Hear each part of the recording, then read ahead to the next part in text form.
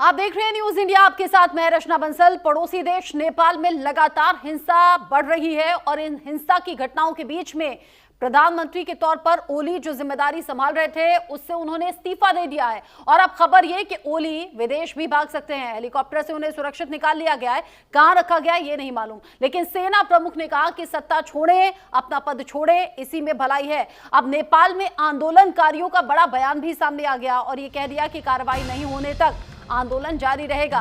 Police firing में 21 आंदोलनकारियों की अब तक मौत हो गई है। फायरिंग करने वाले पुलिसकर्मियों पर एक्शन की मांग अब हो रही है। दरअसल जिस तरीके से प्रदर्शनकारी सड़कों पर आए, और जेनजी ये प्रदर्शनकारी हैं, यानी युवा ये हैं, 18 से 30 साल की उम्र के बीच के ये प्रदर्शनकारी हैं, और जब सड़कों पर आए तो हवाई फायर भी करना पड़ा, वाटर कैनन का इस्तेमाल हुआ, टीयर गैस का इस्तेमाल हुआ, लाठीचार्ज भी हुआ। इसी में अब तक 21 प्रदर्शनकारियों की मौत हो गई है और अब प्रदर्शनकारी कह रहे हैं कि पुलिस वालों के खिलाफ एक्शन हो। ये तस्वीर भी देख लीजिए, ये स्क्रीनशॉट हम आपको दिखा रहे हैं जो कि भारतीय दूतावास की तरफ से जारी किया गया नंबर है, और ये नंबर उन इमरजेंसी नंबर के तौर पर जारी किए गए हैं कि अगर कोई भी सिचुएशन होती है, किसी भी तरह की परेशानी होती है तो इन नंबर्स पर कॉल किया जा सकता है। ये नंबर जारी किए गए हैं और काठमांडू में स्थित जो भारतीय दूतावास है उसके जरिए ये नंबर जारी किए गए हैं। नेपाल में सभी भारतीय नागरिकों से अनुरोध किया गया है कि किसी भी तरह की आपातकालीन स्थिति का सामना करने या फिर अगर कोई भी मदद की जरूरत है तो उसके लिए संपर्क करें काठमांडू के स्थित भारतीय दूतावास के इन नंबर्स पर। यानी जो नंबर हम आपकी टीवी स्क्रीन पर भी फ्लैश कर रहे हैं उन नंबर्स पर आप भी कॉल कर सकते हैं। अगर आपका कोई अपना नेपाल में फंसा हुआ है, भारतीय नागरिक जो कि नेपाल में है, किसी भी तरह की इमरजेंसी सिचुएशन में वो भी इन नंबर पर संपर्क कर सकते हैं। काठमांडू में स्थित जो भारतीय दूतावास है उन्हीं के जरिए ये नंबर जारी किया गया है। साथ ही ये जो तस्वीर आप देख रहे हैं, तस्वीर देखकर अंदाजा आप लगा सकते हैं, जगह जगह ये जो आगजनी की घटनाएं सामने आ रही हैं वो बता रही हैं कि भीषण स्थिति होती चली जा रही है यहाँ, और उस पर कंट्रोल पाना अभी के लिए तो मुमकिन नहीं लग रहा। पहले ओली का इस्तीफा मांगा, ओली ने इस्तीफा दे दिया। अब ये जो आंदोलनकारी हैं वो कह रहे हैं कि पुलिस पर एक्शन हो क्योंकि 21 लोगों की जान अब तक जा चुकी है। इस पर बात करने के लिए अनिल भट्ट जी मेरे साथ में जुड़ गए हैं, विदेश मामलों के जानकार के तौर पर। अनिल जी, ये जो तस्वीर नेपाल से सामने आ रही है वो चिंता इसलिए भी बढ़ा रही है क्योंकि भारत नेपाल का बॉर्डर है, सटा हुआ है, और नेपाल में जो उथल पुथल है इसको भारत के लिहाज से आप कैसे देखते हैं? हालांकि बहुत से एक्सपर्ट्स ये भी कह रहे हैं ओली का जाना ये एक पॉजिटिव साइन हो सकता है अगर प्रो भारत कोई सरकार बनती है तो। जो कुछ भी हो रहा है मैं भारत की तरफ से इस पे बहुत एप्रीहेंसिवली देखूंगा। एप्रीहेंसिव, हमको बहुत निगरानी, बड़ी तेज निगरानी रखनी चाहिए और हमें पूरी तैयारी हो कि कुछ अगर जरूरत अगर हो इंटरवीन करने की तो हम कर सकें। करने की कोई हमें करने की काबिलियत में कोई कमी नहीं है, सिर्फ इच्छा शक्ति की। हमारी क्या जरूरत है या नहीं ये हमारी सरकार का क्या बोलते हैं डिसीजन होगा। हाँ, अच्छा, बांग्लादेश में जो कुछ हुआ ना अनिल भट्ट जी, वो अभी लोगों के जहन में ताजा है, भले ही उसे वक्त बीत गया है। लोग कह रहे हैं श्रीलंका में भी तो ऐसा ही बवाल हुआ था, बांग्लादेश में ऐसा ही हुआ, इमरान को कुर्सी से हटाना था तब भी ऐसा ही हुआ, अफगानिस्तान में यही बवाल हुआ। अब जो नेपाल में हो रहा है, क्योंकि आगजनी की घटनाएं, बवाल की घटनाएं लगातार सामने आ रही हैं और दुखद ये भी कि 21 लोगों की जान जा चुकी है। तो बांग्लादेश में जो अभी चल रहा है वो ठीक नहीं चल रहा। हाँ, ये नहीं कि दूसरी सरकार आ गई और सब ठीक ठाक है, बिल्कुल ठीक ठाक नहीं है। हाँ, शेख हसीना की जाने के बाद हालात और बिगड़े हैं, बिल्कुल ठीक ठाक नहीं है। हाँ, वो एक कठपुतली है वो जो जिसने सत्ता संभाला हुआ है फिलहाल। लेकिन यहाँ ओली का प्रेशर में आकर इस्तीफा देना, सेना प्रमुख का ये सलाह देना कि आप सत्ता छोड़ दीजिए तो सही रहेंगे, फिर उन्हें उनके घर से निकालकर सेफ जगह पर पहुंचाना, ये क्या लग रहा है? अब विदेश छोड़ने की तरफ है क्या ओली और बाकी साथ में मंत्री? देखिए अब जो कुछ हो रहा है हाँ। ये बिल्कुल ठीक नहीं है। आप रहिए मेरे साथ में। आप कह रहे हैं कि ये ठीक नहीं है। इस बीच एक बड़ा अपडेट भी है।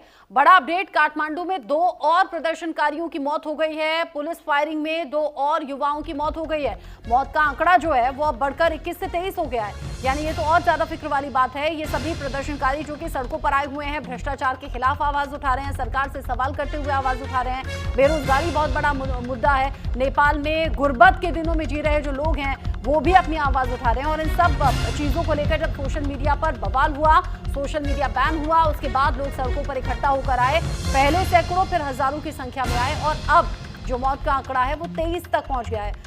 अनिल भट्ट जी, ये तो और ज्यादा फिक्र वाली बात है। हालांकि शुरुआत में जब पहली मौत हुई थी ना, तभी अंदाजा हो गया था, जो भीड़ थी, जिस तरीके से उग्र प्रदर्शन था, कि मौत का आंकड़ा बढ़ेगा, लेकिन 23 तक हो जाएगा। ये तो फिक्र वाली बात है। ये तो है, इसमें कोई शक नहीं। हमको बड़ा आगाह रहना चाहिए, तैयार रहना चाहिए। अगर कुछ कार्रवाई करने की जरूरत है तो करें। भारत नेपाल जो बॉर्डर है, भारत नेपाल जो बॉर्डर है, वहां पर भी सेफ्टी सिक्योरिटी के इंतजाम बढ़ा दिए गए हैं। क्योंकि इससे पहले भी हमने देखा है, अगर किसी देश में इस तरह का बवाल होता है तो फिर बॉर्डर एरियाज पर लोगों की भीड़ इकट्ठा हो जाती है। वो ये सोचते हैं कि अभी इस वक्त को देश को छोड़ दिया जाए, फिर जो पड़ोसी देश होते हैं उनकी तरफ जाया जाता है। तो यहाँ सेफ्टी सिक्योरिटी के इंतजाम और ज्यादा बढ़ा दिए गए हैं। आप रहिए मेरे साथ। नेपाल में नई सरकार को लेकर भी हलचल तेज हो गई। एक तरफ तो 23 मौतें हो गई हैं, ओली इस्तीफा दे चुके हैं, साथ ही 10 से ज्यादा मंत्रियों ने इस्तीफा दे दिया। नेपाल में नई सरकार को लेकर हलचल तेज है। आज शाम तक नेपाल को नया पीएम भी मिल सकता है। नेपाल के पूर्व deputy PM Ravi Lamichhane jail से रिहा हैं और अब नेपाल के राष्ट्रपति ने शांति की अपील की है। हिंसा छोड़कर बातचीत करने की अपील की गई है। कहा गया है कि हिंसा छोड़िए, बातचीत कीजिए। और यहाँ बताया जा रहा है कि नई सरकार का गठन जल्दी हो जाए। हो सकता है नया पीएम आज शाम तक मिल भी जाए। बालन शाह का नाम अभी तक सामने आ रहा है। हो सकता है कुछ और नामों को लेकर भी मंथन हो। राष्ट्रपति कह रहे हैं शांति बनाए रखें। जो प्रदर्शनकारी हैं उनसे कह रहे हैं हिंसा छोड़िए, बातचीत आप कीजिए, बातचीत की टेबल पर आइए। लेकिन हो सकता है आज शाम तक पीएम का नाम भी डिक्लेयर हो जाए, अनिल भट्ट जी। लेकिन किसी भी देश के लिए ये कैसा है कि युवा जो हैं, कम एज के जो प्रदर्शनकारी हैं, वो सड़कों पर आए और तख्ता पलट की नौबत आ जाए। बांग्लादेश में भी तो ऐसे ही चीजें शुरू हुई थी। बिल्कुल, वहां तो बांग्लादेश में तो उनको बहुत ही भड़काया गया था, बहुत ज्यादा भड़काया गया था। जो अवामी लीग थी वो बिल्कुल उनका कोई इतना ऐसा रवैया नहीं था कि वो अपने देशवासियों को दबा के रखा हुआ है। बिल्कुल ऐसा उनका तरीका नहीं था।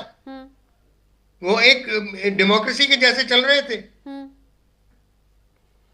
क्या कुछ ऐसा लग रहा है आपको कि कुछ बाहरी ताकत भी हो सकती है इसके पीछे? कुछ ऐसा पहले से बारूद तैयार किया गया जिसमें बस चिंगारी लगाने की देर थी? आपको लग रहा है रातों रात ये प्रदर्शन शुरू हो गया होगा क्या? मैंने तो कहा है, युवा जो इतनी बड़ी संख्या में सड़कों पर आ गए। ये सब कुछ ये बाहर की बड़ी तगड़ी क्या बोलते हैं, कोशिश के और तैयारी के बगैर नहीं हो सकता। ये इतनी सडनली सब कुछ ये नहीं हो सकता। कौन हो सकता है इसके पीछे, अगर आप बाहरी ताकतों की बात करें? मैं बोल रहा हूँ एक सबसे कन्वीनियंट आजकल ये यूएस का डीप स्टेट। यूएस का डीप स्टेट जहां हो सके भारत के आसपास, वो बांग्लादेश में तो किया था उन्होंने। पाकिस्तान में करने की जरूरत नहीं, क्योंकि पाकिस्तान तो उसका हिस्सा है। पाकिस्तान उनका कठपुतली कब्जे है। अच्छा, ये जो राष्ट्रपति ने कहा शांति बनाए रखने हैं, अपील की है लोगों से, और ये जो प्रदर्शनकारी हैं इनसे कहा गया है कि आप बातचीत कीजिए। अगर ये बाहरी ताकतों के जरिए लगाई गई आग है, एक चिंगारी थी जो अब तो भीषण रूप ले चुकी है, जगह जगह आगजनी की खबरें हैं। पहले तो लग रहा था कि सिर्फ युवा हैं सड़कों पर, आज तो तस्वीर थोड़ा और बदल गई। अनिल भट्ट जी, आज सुबह से महिलाएं भी सड़कों पर दिख रही हैं, पुरुष भी सड़कों पर दिख रहे हैं, और ये जो प्रदर्शन है ये और ज्यादा व्यापक होता हुआ नजर आया। सीधे कह दिया गया कि ओली चोर हैं और गद्दी छोड़नी पड़ेगी, जिसके बाद गद्दी छोड़नी भी पड़ी है। मेरे चोर है। हमारे पास एक ऑपोजिशन नेता हर रोज हमारे प्रधानमंत्री को चोर बोलता है। वो है चोर बोलने से ये ऑपोजिशन का काम है। और आजकल तो पॉलिटिक्स इतनी गिर गई है इतनी बुरी तरह गिर गई है कि ये उनको ठीक से बात नहीं करनी आती। ठीक है, कुछ और तस्वीरें सामने आ रही हैं। हालांकि ये जो तस्वीरें हैं ये नेपाल से सामने आ रही हैं, इसमें कुछ अपशब्द भी लिखे हैं। जो प्रदर्शन अभी वहां पर हो रहा है, सड़कों पर लोग इकट्ठा हो गए हैं, दीवारों पर स्लोगन्स लिखे जा रहे हैं, हाथों में प्ले कार्ड लिए हुए हैं, बैनर पोस्टर लिए हुए हैं और यहाँ ओली सरकार से नाराजगी के चलते ये लोग सड़कों पर आ गए। अब जरा सोचिए, सोशल मीडिया जो ताकत बहुत रखता है, खासतौर से जो युवा हैं वो सड़कों पर आकर सोशल मीडिया बैन किए जाने के खिलाफ बोल रहे थे, भ्रष्टाचार के खिलाफ बोल रहे थे, नेपोटिज्म को लेकर सवाल उठा रहे थे और भाई भतीजावाद को बढ़ावा देने से गुस्साए हुए थे। यहाँ युवा एनर्जी सड़कों पर दिखी, सरकार के खिलाफ आवाज बुलंद की और ऐसे में जब अलग अलग तरीके से कार्रवाई हुई, वाटर कैनन का इस्तेमाल, टीयर गैस का इस्तेमाल, तो फिर यहाँ अभी तक 23 लोगों की जान जाने की खबर भी है। लेकिन बावजूद इसके ये प्रदर्शन कम नहीं हो रहा। कल भी यूं ही हंगामा हुआ, आज सुबह से भी अलग अलग जगह हंगामा, हिंसा, बवाल, ये तमाम तस्वीरें सामने आ रही हैं। आगजनी जगह जगह कर दी गई, लेकिन ये किसी भी देश के लिहाज से अच्छी बेहतर तस्वीर नहीं है। 23 पहुंच चुका है मौत का आंकड़ा। अनिल भट्ट जी, ये किसी भी देश के लिहाज से अच्छी तस्वीर नहीं, चाहे वो इससे पहले बांग्लादेश से सामने आई, लॉ एंड ऑर्डर मशीनरी कहाँ है? पीएम आवास, राष्ट्रपति भवन, सब कुछ कब्जा लिया गया, आग लगा दी गई। अच्छा, कुछ रिएक्शंस और ये देश के लिए ये जिन्होंने 2 दिन में सब कुछ कर दिया, ये इस नेता सब ने हमारा 19 वर्ष खा दिया और अब हम लोग का प्रधानमंत्री होना चाहिए और अब हम ये पार्टी का नेता नहीं मानते हैं। हमारा जिंदगी से प्रधानमंत्री हमें चाहिए और राष्ट्रपति हमारा उसी से चाहिए और जौन मंत्री हमारा जिंदगी भाई लोग हमारा देश निर्माण करेगा, हमारा देश फिर ही उठेगा। हम 2 दिन में यहाँ की तस्वीर पूरी तरह से बदल गई है। 2 दिन के अंदर इस्तीफा भी हो गया और अब नई सरकार की मांग हो रही है और कह रहे हैं कि हमारे अकॉर्डिंग सब कुछ होना चाहिए। अनिल भट्ट जी, ऐसा लग रहा है कि सब कुछ स्क्रिप्टेड था क्या? स्क्रिप्ट लिखी गई, फॉलो की गई और उसका असर भी 2 दिन के अंदर दिख गया। देखिए, ये लॉ एंड ऑर्डर मशीनरी कहाँ है? ये नेपाल की आर्मी कहाँ है? अगर उनको भी क्या बोलते हैं, उनको भी नाकाबिल किया जा रहा है, इसका मतलब ये बाहर से हो रहा है। अभी तक तो हम यही समझ सकते हैं बाहर से। और अब जब ओली ने इस्तीफा दे दिया है, 10 से ज्यादा मंत्रियों ने इस्तीफा दे दिया है। अरे अब इस्तीफा क्या, जब उसको तो इस्तीफा का तो उसको तो अभी अपनी शायद उनके अपनी जान पे पड़ी होगी। इस्तीफा क्या, उनको तो मतलब नाकाबिल कर दिया गया है ना। हाँ, ठीक है, आप कह रहे हैं कि नाकाबिल कर दिया गया, जान बचाने की नौबत आ गई तो पद छोड़ना ही बेहतर समझा। अब जब इस्तीफा हो गया है तो क्या ये प्रदर्शनकारी शांत हो जाएंगे? जो आग लगी है, जो हिंसा और बवाल अभी दिख रहा है, ये ठीक होगा क्या? ये सवाल बना हुआ है। कुछ रिएक्शंस भी हैं, सुन लेते हैं।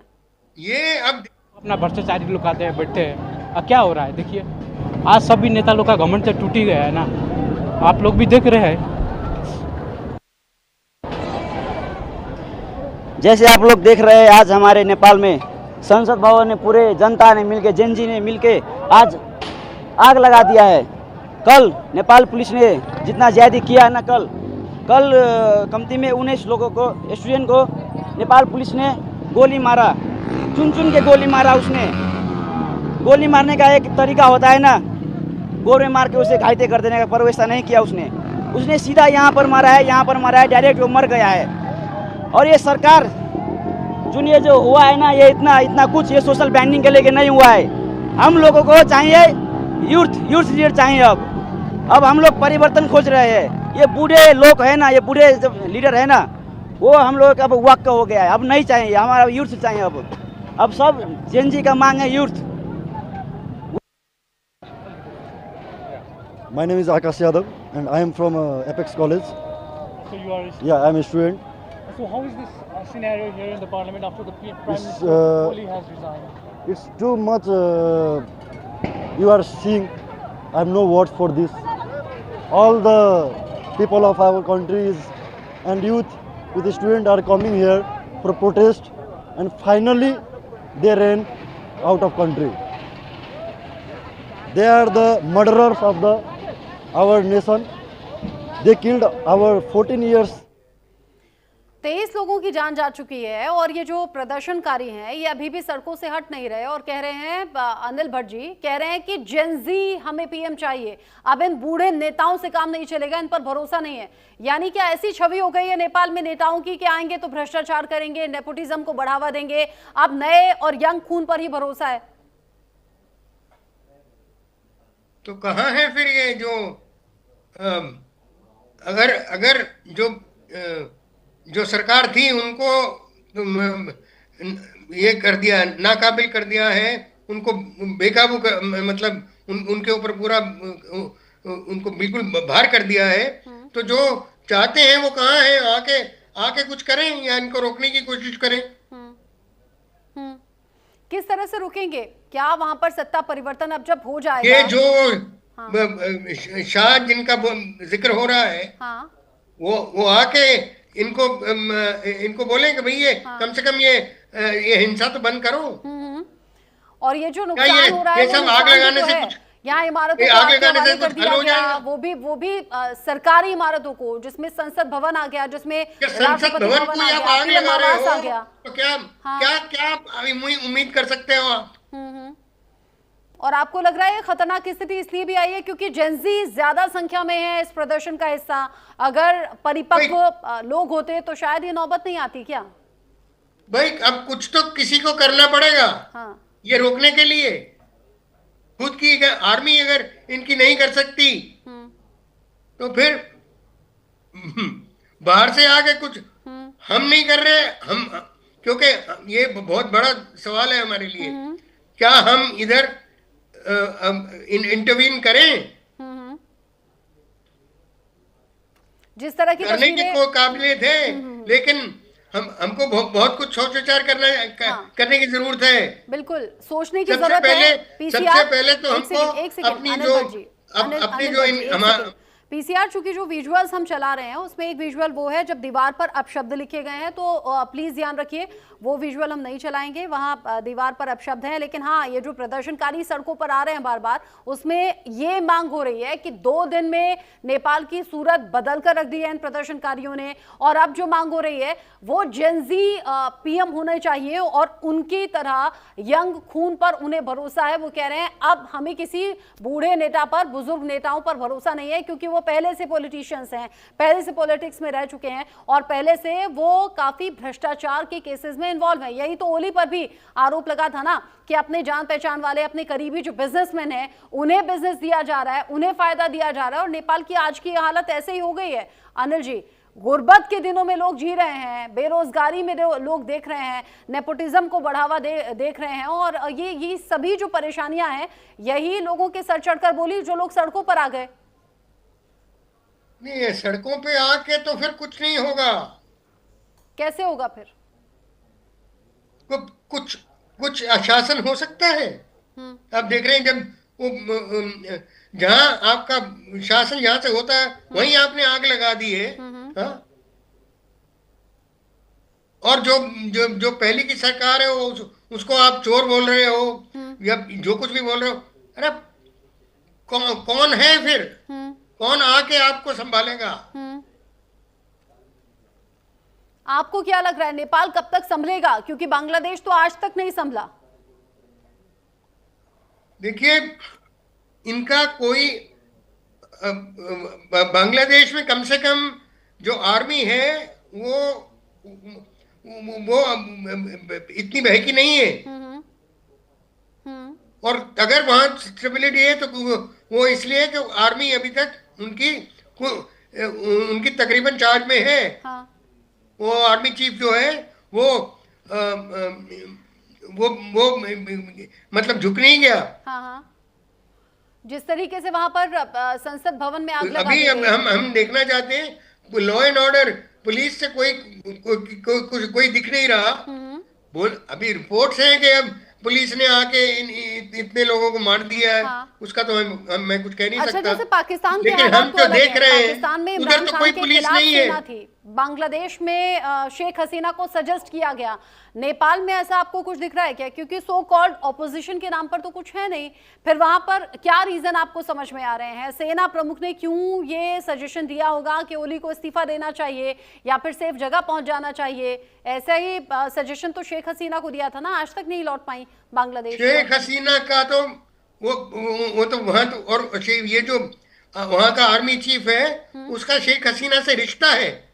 अच्छा। लेकिन उसने कहा मैं, और उन्होंने शेख हसीना ने उनको दरख्वास्त भी की थी कि हमें बचाइए, लेकिन वो इतना ही कर सका कि उनको सेफली यहाँ भारत में पहुंचा सका। वो उस वक्त उसने बोला कि मेरे पर अमेरिका का बहुत जोर है, मेरे पर यूएस का बहुत जोर है, मैं ये नहीं कर सकता। एक्सपर्ट ये भी कह रहे हैं कि नेपाल की जो चाइना से करीबी हो गई थी उसका भी ये खामियाजा आज नेपाल भुगत रहा है। ओली की गरीबी चाइना से हो गई थी उसका भी ये खामियाजा भुगता जा रहा है, और ये जो आज हालात बदले हैं इसके पीछे यूएस का हाथ है। युवा तो है, लेकिन अब युवा आके या तो युवा कुछ करें। अगर युवा सिर्फ खून खराबा कर रहे हैं, आग लगा रहे हैं, तो फिर तो कुछ नहीं होने वाला। मैं कह रही हूँ नेपाल की जो चाइना से करीबी बढ़ी, जो ओली की चाइना से करीबी बढ़ी, वो एक बड़ा रीजन रहा, और ये जो आज हालात हैं यहाँ पर, यूएस ने ये स्क्रिप्ट लिखी है, ऐसा एक्सपर्ट कह रहे हैं। भाई अब जो कुछ भी था, अगर अब जब आपने बांग्लादेश की बात की, वहां जो कुछ होना था हुआ, लेकिन कम से कम कुछ किसी ने चार्ज तो लिया। वो ठीक ना हो, वो बेशक कठपुतली हो, लेकिन लिया, और कुछ तो वहां खून खराबा बंद हुआ। हालांकि वहां हिंदू बहुत मारे जा रहे हैं, हिंदुओं के खिलाफ जो बहुत कुछ जो अत्याचार हुआ है और जो उनका खून किया गया है, उस पर सारा सब कुछ हमें यहाँ पता नहीं लग रहा। जिस तरीके के हालात अभी बने हुए हैं, बांग्लादेश में हालात पटरी पर नहीं आए। हाँ, ये जरूर लोग बताते हैं बेरोजगारी बढ़ गई है, कई फैक्ट्रियां बंद हो गई हैं। देखिए, धार्मिक बेरोजगारी तो है, सांप्रदायिक सौहार्द बिगड़ा हुआ है, और यही हालात अगर नेपाल में होते हैं, चूंकि पड़ोसी राज्य भी है भारत का, और रोटी बेटी का रिश्ता कहा जाता है नेपाल से, अगर नेपाल में अनरेस्ट होगा ना अनिल भट्ट जी, तो डायरेक्टली इनडायरेक्टली भारत पर भी तो असर आएगा ना। बिल्कुल हम पे असर पड़ेगा। तो इसलिए हम अब आ ये हुआ है, अब देखिए अगले 2-3 दिन में क्या होता है। ठीक है, आप कह रहे हैं कि अभी वेट एंड वॉच वाली सिचुएशन है। हालांकि कहा जा रहा है आज शाम तक नेपाल को नया पीएम मिल सकता है बालेन शाह के तौर पर। आगे जो कंडीशन है उस पर नजर भी बनी हुई है। वो जो भी नया पीएम है जल्दी आए और जल्दी संभाले। बिल्कुल बिल्कुल, आप रहिएगा मेरे साथ में। अनिल भट्ट जी, आप जुड़े रहिएगा, पल पल का अपडेट अपने दर्शकों तक हम पहुंचा रहे हैं। बहुत छोटा सा ब्रेक यहाँ पर ले रहे हैं, ब्रेक के उस पार भी खबरें जारी हैं।